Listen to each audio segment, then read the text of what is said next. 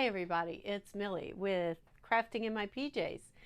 Today's a Sunday video, so if you've joined me before, you know we are not here to talk about crafting. We are here to talk about running. So I am training for Disney's Wine and Dine, which is the first weekend in November. And if you are here with me and have been with me for the past 11 weeks, you know that we're talking about running for that particular race. But if you are training for any race, maybe something we talk about might be beneficial to you. I start off by saying I am not a professional runner. I am a leisure runner. I have run 4 Disney races, the last one February 2020, all princess races, which are in February, and we're going to talk about that in just a minute. I've also run some different races in my area, different 5Ks and the Crescent City Classic, which is a huge race down here in New Orleans. I didn't run it this year because I wasn't ready for it yet. I had not run since February of 2020, so I started running again. And these Sunday videos are my way of staying focused and accountable. Not only do I want to train for a 5K and a 10K at the Wine and Dine, but I also want to lose 30 pounds. I'm a third of the way there. I'm still only a third of the way, but I'm not gaining, so that's a good thing. And I am also using the running and the working out as a way, and journaling, because I do write a lot of stuff down, as a way to heal from a huge loss that I had this year. So in all of those things, any of that you relate to, come and join us on Sunday. I try and keep the videos short, but I have a tendency to talk too much. So we are on week 12 of our training. We have 20 weeks left. So if you are doing the half, the 13.1 miles? If you are doing that, Jeff Galloway's training plan starts next week. Week 19, I think. I think it's 19. I think that's what I had counted. Last week we talked about race etiquette, which is really important. So if you have not seen that video and you are participating in any race out in the world, please look at that video and take into consideration being a courteous runner. I guarantee you the other people in the race might not be, but if at least you know that you're being a courteous runner, that would be really good. Okay, so this week's race topic is safety. Now, after we finish talking about safety, and we're not going to talk very long about it, we are going to talk about the princess registration. So hang out, stay with me for that, or, fast forward till we get to that. And we'll talk about registering for the princess race, because that's this week, the 20th. All right, so race safety. I mean, these are pretty obvious things, but when you're trying to squeeze in these runs and this training, and you don't have a lot of time and you only have certain times of the day to do it, you might just think, oh, it'll be okay, and I'm not going to worry about this. So let's start with, what time of the day do you run? In the past, I have done my runs during the week, in the middle of the week, because I was working a full-time job, a part-time job, and I had family obligations. And so I was getting up at 4:30 in the morning, and I was getting out to run at 5 o'clock. It was still dark. And I'm running in the suburbs. And so there's a safety issue there. It's dark. I'm outside of a metropolitan city. I'm outside of New Orleans. This isn't Mayberry, that's for sure. We have to be careful even in the suburbs. So and like one of the parks that I run at, Lafreniere, it opens at 5. I'm not going to Lafreniere in the dark at 5 a.m. I can promise you that.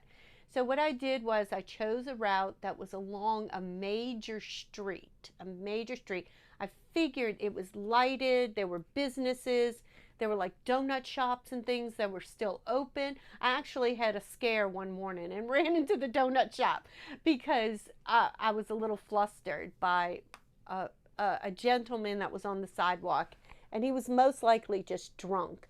But in the light, and he couldn't get up off the ground, and I thought he was on top of another person, and I got all scared, but I think he was just trying to get up off the ground.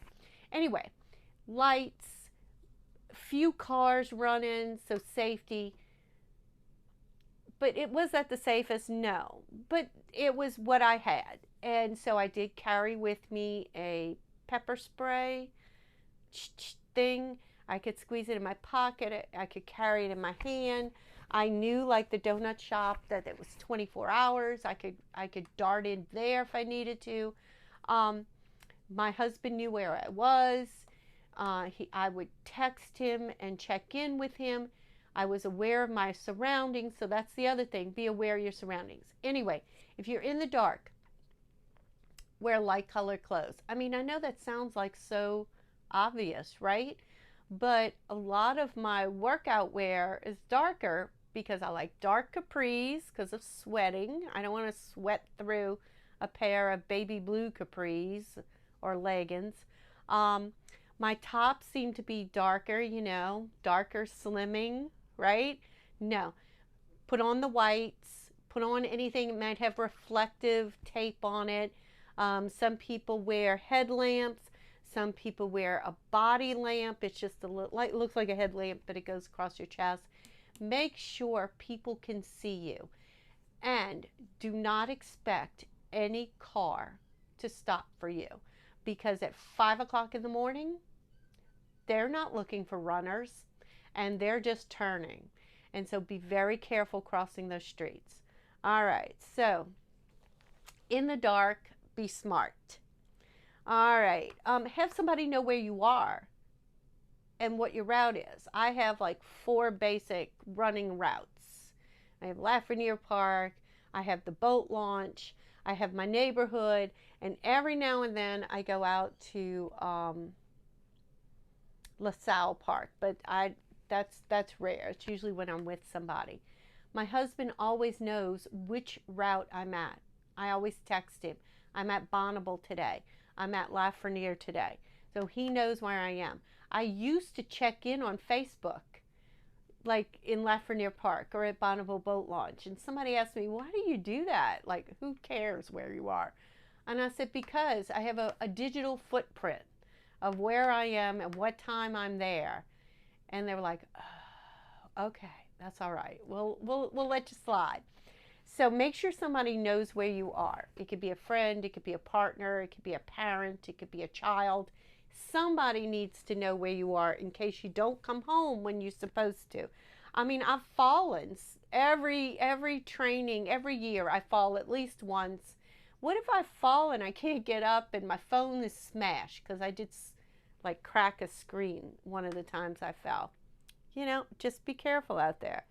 All right. Always be aware of your surroundings while you're running. It's really easy to get into the app you're listening to or the music you're listening to or the zombies running that you're listening to or having those headphones on like with the noise canceling. I'm so loving my AirPods with the noise canceling, but I do click it off so I can hear. I can hear the traffic. I can hear footprints coming up behind me. I can hear people. I'm always looking around to see, who's out there. So be aware of your surroundings. Be careful of the heat that's out there. Be careful. I mean, make sure you're hydrating. Make sure you're taking those water sips somewhere along that route. Make sure that, like I use the electrolytes. I didn't use them this week, and boy, I saw a difference. So make sure you're watching your health too while you're running. Like I said, I've fallen a couple of times, you know, just my foot hits the brake in the sidewalk and boom, I'm down. Um, watch for obstacles like cracks in the sidewalk or roots of trees or I don't know, anything that might be on the ground that you might trip over. Curbs, you know, watch those curbs that you don't trip over those. So watch those things too. That's a safety hazard, especially down here in New Orleans. When I was running the Crescent City Classic, it's very crowded, just like Disney is. And so I would go on what we call, like, if you have road, and then you have a grassy area in between, we call it the neutral ground. I'd run on the neutral ground thinking I was being smart, getting away and out of the crowd. Roots of the oak trees would catch me and I'd almost fall. So I get off of there. I guess that's it. Cars, be careful of the cars. They're out there. All right, so just be smart and don't get yourself all caught up in logistics with and not think about the your safety. Be careful out there. This goes for women, this goes for men, this goes for anybody that's out there running. All right, so let's talk about Princess Race. Woohoo! Princess Race registration opens up for the general public on Tuesday, June 20th. Now, it usually, here it's Central Time. I think it goes by Pacific Time. Go to rundisney.com and check out the exact time. But here, Central Time, it's 9 a.m. You need to be on the computer and ready to go at 9 a.m. I usually register with 1 to 2 other people. We all have our phones or our laptops, and whoever gets in the queue first will be the one who registers everybody. And we just do some money Venmoing at that time. Because you do have to pay for the race when you register. And I could look it up real quick while we're talking. Hold on. All right, let's see if this works, if you can see. All right, so the Disney Princess Half Marathon Weekend is February 22nd through the 26th, 2024.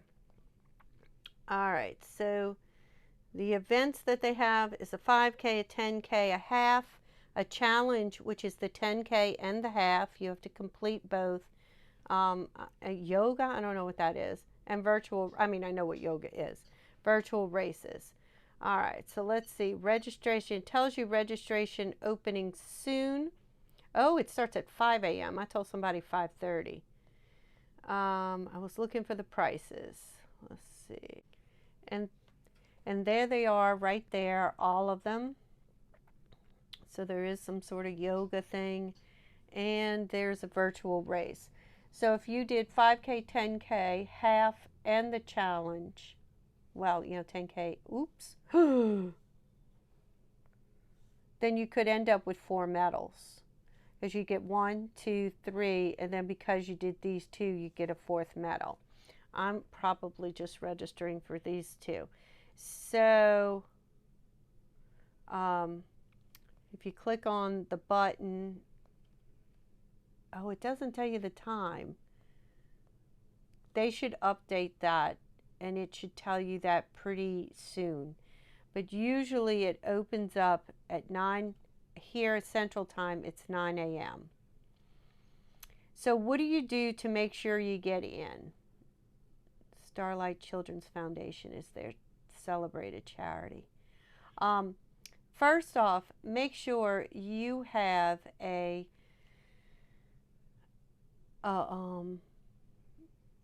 you are registered with Run Disney. You go to Run Disney and you sign up and have an account with them.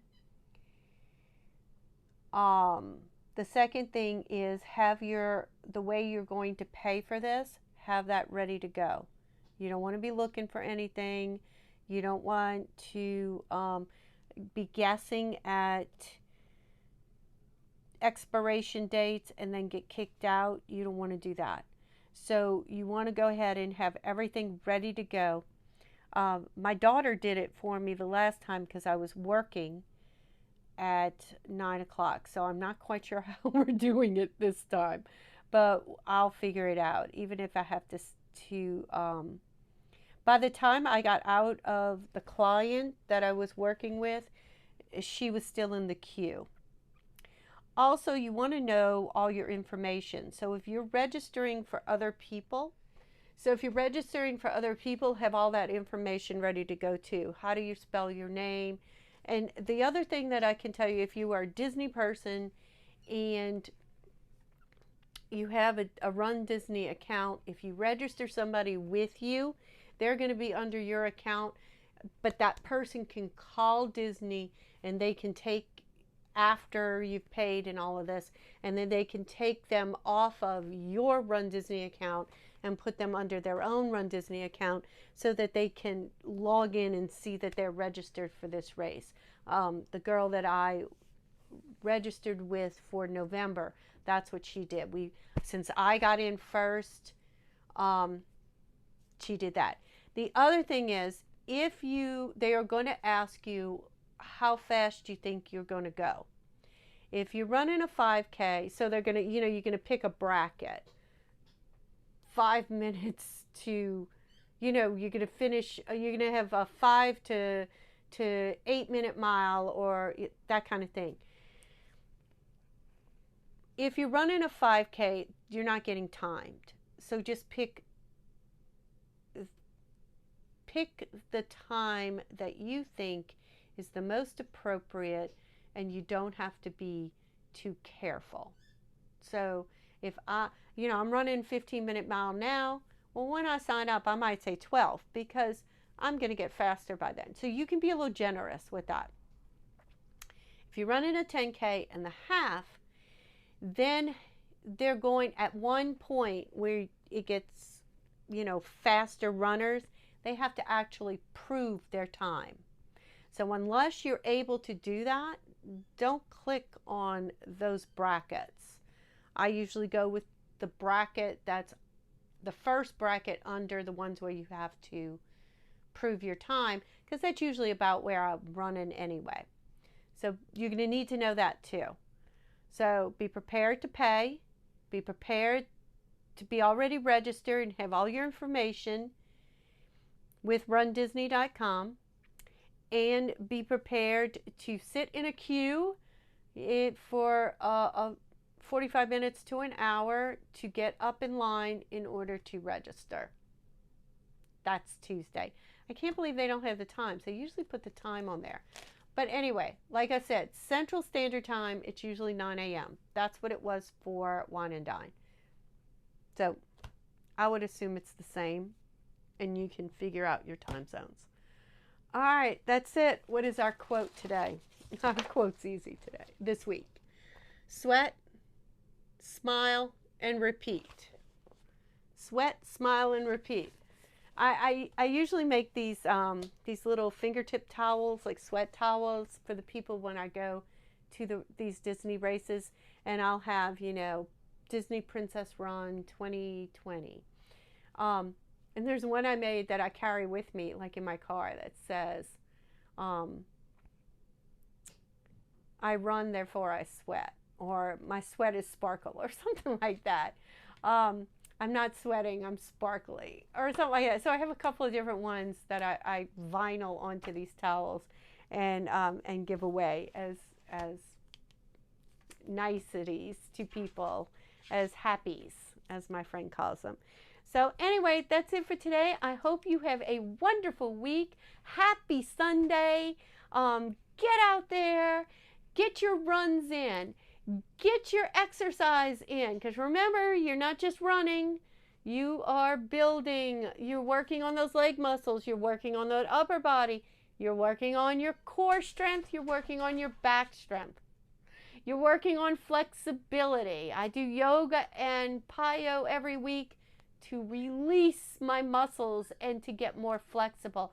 And I can tell you, after adding in the core work and the flexibility work, I'm not having trouble with plantar fasciitis anymore. I'm not having trouble with sciatica anymore. So it's really working, looking at your whole body, not just that lower body. All right, going to stop talking now. Y'all have a great week. Bye.